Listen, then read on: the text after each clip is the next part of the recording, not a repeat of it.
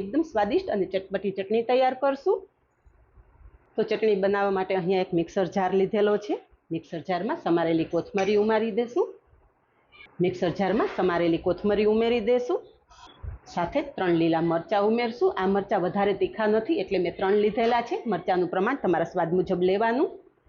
એક ટુકડો આદુનો લીધો છે, જે આ રીતે રફલી સમારીને ઉમેરી દેશું। સાથે 2 ચમચી જેટલી ચણાની દાળ ઉમેરશું। ચણાની દાળની જગ્યાએ તમે સિંગદાણા ઉમેરી શકો છો। સ્વાદ પ્રમાણે મીઠું ઉમેરશું। સાથે ભજીયા સાથે ખાવા માટેની ચટણી બનાવીએ છીએ તો ખાટી મીઠી હશે તો વધારે સ્વાદિષ્ટ લાગશે, એટલે 1 ચમચી ખાંડ ઉમેરું છું। પણ જો તમને ગળાશ પસંદ ના હોય તો ચટણીમાં ગળાશ સ્કીપ કરી દેવાની।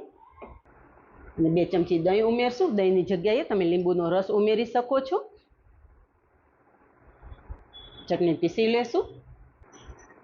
અહીંયા ચટણી એકદમ સરસ પીસી લીધી છે। ચટણી પીસવામાં મારે 2 ચમચી જેટલા વધારે પાણીની જરૂર પડેલી, તો 2 ચમચી જેટલું પાણી ઉમેરી અને ચટણી તૈયાર કરી લીધી છે। ચટણી એક બાઉલમાં કાઢી લેશું। અહીંયા ચટણીનો કલર તમે જોઈ શકો છો કે એકદમ મસ્ત મજાનો લીલોછમ આવેલો છે અને ચટણી સ્વાદમાં પણ બહુ સરસ થાય છે।